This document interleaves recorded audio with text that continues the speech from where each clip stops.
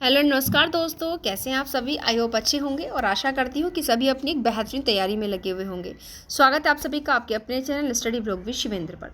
जैसा आप सभी जानते हैं कि अब से पहले हम सिविल प्रोसेसर कोड 1908 के आपके इंट्रोडक्शन, सेक्शन एंड ऑर्डर्स और साथ ही साथ आपके सेक्शन 2 के क्लॉज 2 एंड 1 एंड 2 जिसमें आपका संहिता और डिक्री शब्द के संबंध में था बना चुके हैं। आज का जो हमारा ये वीडियो है ये सेक्शन 2 के अंतर्गत जो डेफिनेशन क्लॉज दिया हुआ है सीपीसी में उसके आगे के जो भी इंपॉर्टेंट वर्ड हैं उनके संबंध में है। तो प्लीज़ आखिर तक इस वीडियो में हमारे साथ बने रहिएगा, क्योंकि इस वीडियो में हम सेक्शन 2 के जो भी आपके वर्डिंग को डिफाइन किया गया है वो बिल्कुल ही सामान्य शब्दों में हैंडराइटिंग नोट्स हैं आपके, और बहुत ही ईजी शब्दों में हम आपको यहाँ पर इन्हें समझाने वाले हैं।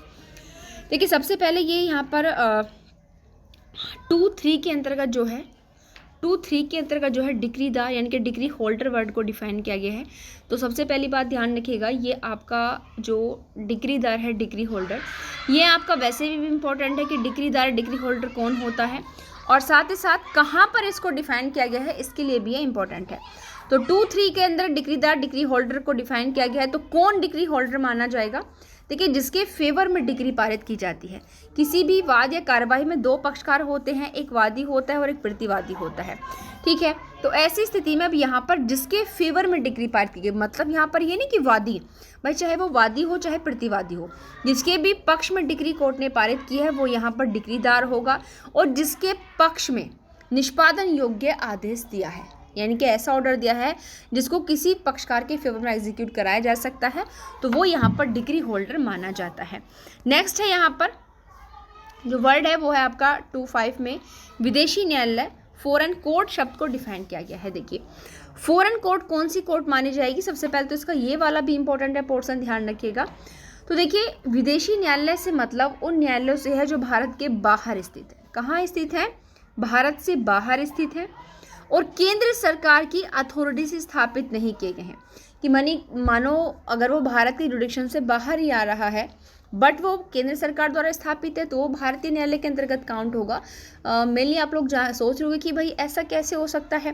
तो आप लोग जानते हो कि गोवा जो है फिलहाल भारत का स्टेट्स है, बट 1961 तक वो आपके पुर्तगालीज के अंडर था। तो ऐसी स्थिति में अगर वहाँ पर कोई भी कोर्ट केंद्र सरकार के द्वारा एस्टेब्लिश की जाती तो वो आपकी विदेशी कोर्ट में नहीं आती क्योंकि हमारा एक्ट जो है 1908 का है, काफ़ी पहले का है, ब्रिटिश टाइम का है।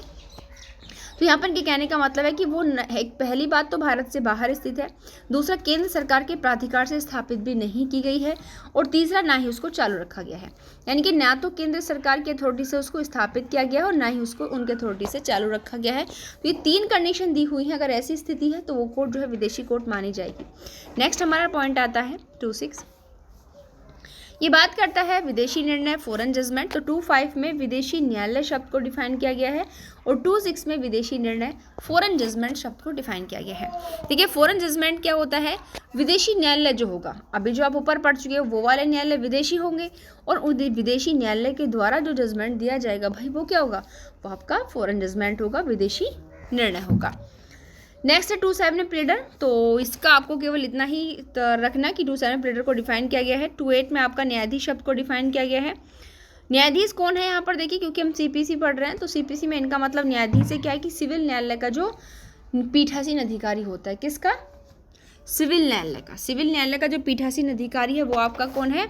न्यायाधीश कहलाया जाता है। नेक्स्ट है 2-9 में जजमेंट, और आप लोग जानते हो ये बहुत ही इंपॉर्टेंट है। जजमेंट जो वर्ड है ये बहुत इंपॉर्टेंट है आपका। जजमेंट शब्द को कहाँ डिफाइन किया गया? 2-9 में। जजमेंट क्या है? डिक्री या आदेश के आधारों का जो कथन है, यानी कि जो डिक्री तैयार की जाती है, जो जजमेंट तैयार किया जाता है, वो जिन ग्राउंड्स पर तैयार किया जाता है, जिन स्टेटमेंट पर वो तैयार किया गया है, वो क्या है? आपका निर्णय है। ये बात आपको यहाँ पर फोकस करनी है, ठीक है। जैसे 2-3 में आपने पढ़ा था डिक्री होल्डर, यानी कि आपका डिक्री धारक कौन होगा, ठीक है। वैसे ही यहाँ पर अब आपका आएगा निर्णित ऋणी। निर्णित ऋणी कौन है? जिसको इंग्लिश में कहेंगे जजमेंट डेप्टर। ये वो पार्टी होती है जिसके अगेंस्ट डिक्री पारित की जाती है, उसको क्या बोलेंगे? निर्णित ऋणी, जजमेंट होल्डर, जजमेंट डेटर। अब वही चीज़ें जो आपने किस में पढ़ी थी, जजमेंट, जो आपके डिग्री होल्डर है उसके संबंध में आपने जो भी चीज़ें पढ़ी वो यहाँ पर अपोजिट है भाई। वहाँ जिसकी फेवर में डिग्री पारित की गई वो आपका डिग्री होल्डर है, और यहाँ पर जजमेंट राइटर कौन है, जिसके अगेंस्ट डिग्री पारित की गई है या जिसके अगेंस्ट वो निष्पादन योग्य आदेश दिया गया, वो व्यक्ति कौन होगा, यहाँ पर जजमेंट राइटर होगा। नेक्स्ट है वेरी वेरी इंपॉर्टेंट, देखिए अभी तक जितने भी हमने किए हैं सभी वैसे तो अपने आप में यहाँ पर इंपॉर्टेंट है। नेक्स्ट हमारा स्टार्ट होता है लीगल रिप्रेजेंटेटिव, विधिक प्रतिनिधि। तो ये विधिक प्रतिनिधि कौन माने जाएंगे, तो सबसे पहले तो इसका आपको क्लॉज बहुत ज़रूरी है। 211 में डिफाइन किया गया है लीगल रिप्रेजेंटेटिव, विधिक प्रतिनिधि को। यहाँ पर हम आपको बताएंगे कि सीपीसी के सेक्शन 211 में 4 तरह के लोग बताए गए हैं जो लीगल रिप्रेजेंटेटिव माने जाते हैं। देखिए सबसे पहले तो वो व्यक्ति जो मृत व्यक्ति की संपत्ति का विधि की दृष्टि से रिप्रेजेंटेटिव करेंगे, यानी कि वो पर्सन जो उस व्यक्ति का जो मर चुका है उसकी जो प्रॉपर्टी थी उसका विधि की नज़रों में रिप्रेजेंटेशन करेंगे, वो लीगल रिप्रेजेंटेटिव होंगे। दूसरा, जो मृत व्यक्ति की संपत्ति में क्या कर सकते हैं, इंटरफेयर करने का अधिकार रखते हैं, वो भी क्या है, लीगल रिप्रेजेंटेटिव। यानी कि जो विधि की दृष्टि से रिप्रेजेंटेशन कर रहे हैं वो भी विधिक प्रतिनिधि है, और जो उसकी संपत्ति में इंटरफेयर कर सकते हैं वो भी विधिक प्रतिनिधि है, और जो प्रतिनिधि के रूप में वाद ला सकने योग्य यानी कि पर्सन जिनको राइट दिया हुआ है कि वो रिप्रेजेंट यानी कि प्रतिनिधि के रूप में सूट फाइल कर सकते हैं, उनके अगेंस्ट भी सूट लाया जा सकता है, वो व्यक्ति भी। और चौथा है वह व्यक्ति जिसे संपत्ति पक्षकार के मरने पर डिवॉल्व होती। ठीक है, ये 4 आपको ध्यान में रखने हैं। बस अब एक बार फिर अगर आप रिपीट करेंगे तो 211 जो आपको बहुत टफ लगता है बहुत ईजी लगेगा। पहली बात, लीगल रिप्रेजेंटेटिव 4 तरीके के लोगों को यहाँ पर माना गया है कि जो मृत व्यक्ति की प्रॉपर्टी में विधि की दृष्टि से रिप्रेजेंटेटिव करता है, जो हस्तक्षेप कर सकता है, जिसके विरुद्ध सूट लाया जा सकता है, और जिसे संपत्ति मरने के बाद न्यायगत होगी। ये 4 लोग जो है यहाँ पर क्या माने जाएंगे, लीगल रिप्रेजेंटेटिव माने जाएंगे। क्योंकि ये क्वेश्चन देखिए आपके चाहे प्री के पॉइंट ऑफ व्यू से हो चाहे मेंस में आपका टिप्पणी के रूप में बहुत ज़्यादा इंपॉर्टेंट यहाँ पर माना जाता है। और यहाँ पर नोट करके देखिए, इसे लिख लीजिएगा कि लीगल रिप्रेजेंटेटिव का लीगल रिप्रेजेंटेटिव भी यहाँ पर इंक्लूड किया गया है। नेक्स्ट आपका वेरी वेरी इंपॉर्टेंट मीन प्रॉफिट, अंतःकालीन लाभ, जिसको मध्यवर्ती लाभ भी कहा जाता है। क्या कहते हैं इसको, मध्यवर्ती लाभ। मध्यवर्ती लाभ मतलब होता है बीच वाला व्यक्ति। बीच वाला व्यक्ति कौन, मतलब भाई जिसको राइट ही नहीं है उस प्रॉपर्टी में किसी भी प्रकार का प्रॉफिट प्राप्त करने का, फिर भी वो क्या कर रहा है, प्रॉफिट ले रहा है। इसको 212 में डिफाइन किया गया है। तो यहाँ आप सबसे पहले देखिए अंतःकालीन लाभ या मध्यवर्ती लाभ, दोनों इसको हम कह सकते हैं। इसका तात्पर्य क्या है, तो सबसे पहले यहाँ पर आपको 4 फैक्ट केवल याद रखने हैं। संपत्ति कैसी होनी चाहिए, अचल होनी चाहिए। अचल संपत्ति से प्राप्त होने वाले ब्याज सहित उस लाभ से है। तो सबसे पहले क्या है यहाँ पर, संपत्ति कैसी हो, अचल हो, और उस संपत्ति से क्या मिला, लाभ मिला। उस लाभ पर क्या, ब्याज भी इंक्लूड कर लिया। यानी कि ये मेरी प्रॉपर्टी है, इस प्रॉपर्टी को से मुझे तुमने गलत तरीके से बेदखल कर दिया। अब इस संपत्ति से मैं जो प्रॉफिट प्राप्त कर सकती थी उस प्रॉफिट पर भी अब इंटरेस्ट लगाकर तुम मुझे दोगे, ब्याज लगाकर तुम मुझे दोगे। और ये कैसे मिलेगा, जो सदोष कब्जाधारी, सदोष मतलब जिसने गलत तरीके से उस प्रॉपर्टी पर पोजेशन किया है, सदोष कब्जाधारी, सदोष कब्जाधारी की अवधि में, मतलब वो जो व्यक्ति जिसने गलत तरीके से पोजेशन किया प्रॉपर्टी, वो जब तक वो पोजेशन रखता है उस प्रॉपर्टी से जो भी प्राप्त करता है या जो भी प्राप्त कर सकता है। यानी कि यहाँ आपको मेनली 2 चीज़ें यहाँ पर मैं आपको बताऊँ, बहुत सिंपल सी बात। यानी कि ये क्या कह रहे हैं कि अचल संपत्ति से प्राप्त होने वाला लाभ जिस पर ब्याज भी लगेगा। तो यह जो लाभ है ये कैसा हो सकता है, ये आपको इस लाभ वर्ड पर 2 चीज़ें फोकस करनी कि जो लाभ है ये कैसे प्राप्त कर रहे हो, या तो वास्तविक रूप में प्राप्त कर रहे हो, कैसे कर रहे हो, वास्तविक रूप में प्राप्त कर रहे हो, या फिर सामान्य प्राप्त कर सकते थे। क्या कर सकते थे, सामान्य प्राप्त कर सकते थे। भाई ये मेरी फसल है, ये मेरा मतलब खेत है। तो मैंने आपको 2 चीज़ें बताई, जैसे इन्होंने कहा कि जिस व्यक्ति ने गलत तरीके से उस पर पोजेशन क्या है, वो उस पोजेशन की अवधि में जो भी प्राप्त कर सकता है प्राप्त कर सकता है। यानी कि कर्ता का मतलब उसने वास्तव में प्राप्त कर लिया, और कर सकता है मतलब अगर वो थोड़ा सा और कोशिश करता तो वो प्रॉफिट उससे और भी कमा सकता था। ठीक है, जैसे यहाँ पर अभी ये भाई मेरा खेत है यहाँ पर, ठीक है, ये मेरी क्या है, ज़मीन है। अब इसमें मुझे गलत तरीके से इसने क्या कर दिया, बाहर कर दिया। इसने एक साल में इस खेती से केवल क्या ली, एक ही फसल ली। बट मैं वास्तव में अगर अपनी ज़मीन पर खेती करती तो शायद मैं एक साल में इसमें ऐसी फसलें देती जो मतलब एक साल में 2 बार होती, यानी कि 6-6 महीने वाली फसलें मैं यहाँ पर उगाती। बट इसने एक बार ही उगाई, मतलब इतनी तल्लीनता के साथ उसने काम नहीं किया कि उसे एक्स्ट्रा प्रॉफिट होता। अब भाई तुमने किया हो या नहीं किया हो, अगर तुम थोड़ा सा एफर्ट करते तुम एक्स्ट्रा भी प्राप्त कर सकते थे। अब ये मेरी हेडेक नहीं है, अब तुमने जो प्राप्त किया है और जो तुम प्राप्त कर सकते थे उन दोनों पर ही तुम मुझे ब्याज दोगे। बट यहाँ पर सदोष कब्जाधारी ने अगर कोई अभिवृद्धि की है और उससे अगर कोई प्रॉफिट शामिल है, मानो मेरी जो ज़मीन है इस पर ट्यूबवेल नहीं था, उसने ट्यूबवेल लगाया, अब ट्यूबवेल लगाने से जो एक्स्ट्रा प्रॉफिट हुआ है वो मैं यहाँ पर उससे गेट नहीं कर सकती।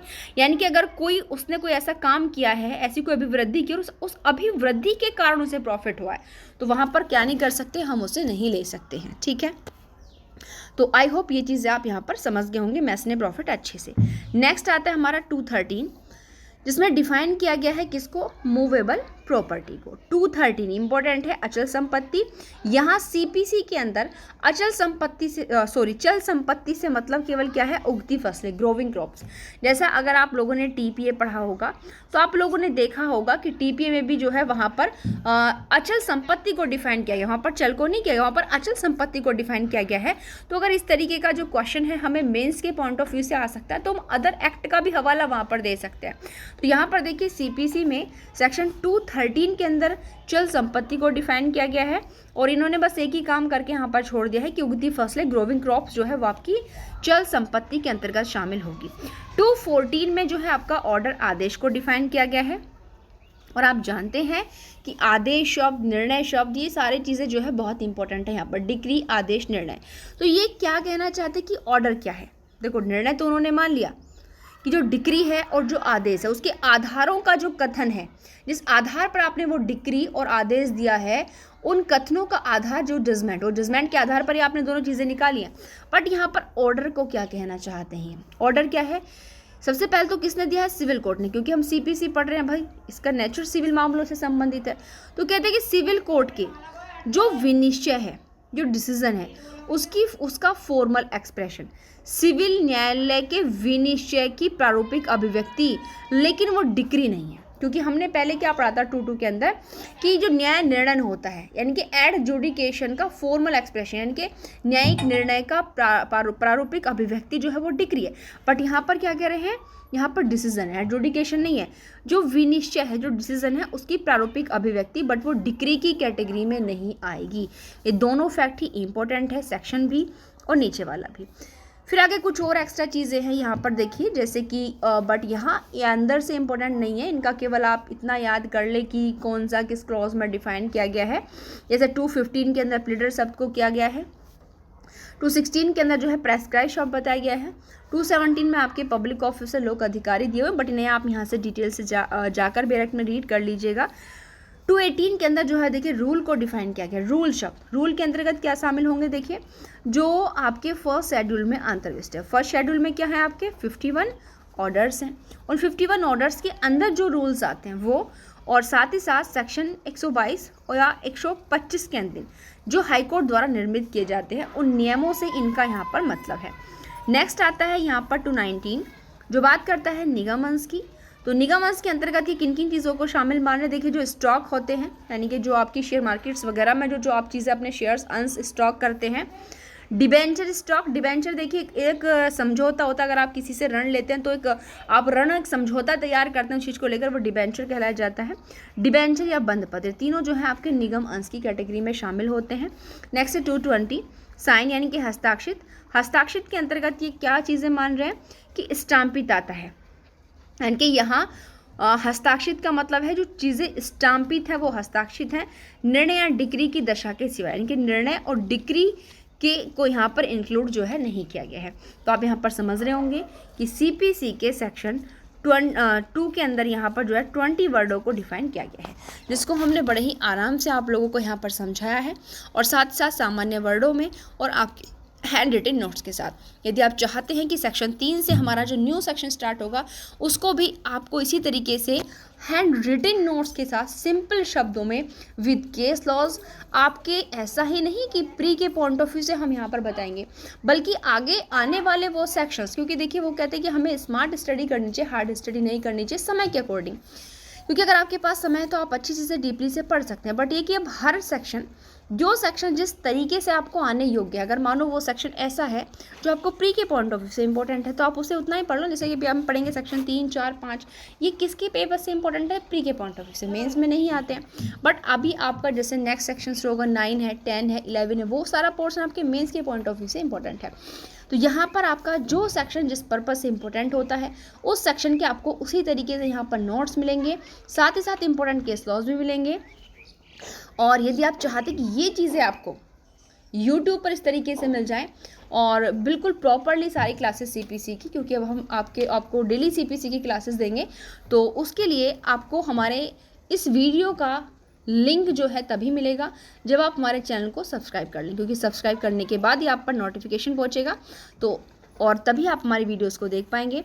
और प्लीज़ वीडियो को ज़्यादा से ज़्यादा शेयर करें ताकि हर कैंडिडेट इजी शब्दों में, जो मोस्टली हिंदी मीडियम से आने वाले स्टूडेंट्स हैं जिनको हर चीज़ में बड़ी प्रॉब्लम होती है, उन तक यह वीडियो पहुंच सके ताकि वो फ्री ऑफ कॉस्ट एक अच्छा सा नोट CPC का प्रिपेयर कर लें। Thank you.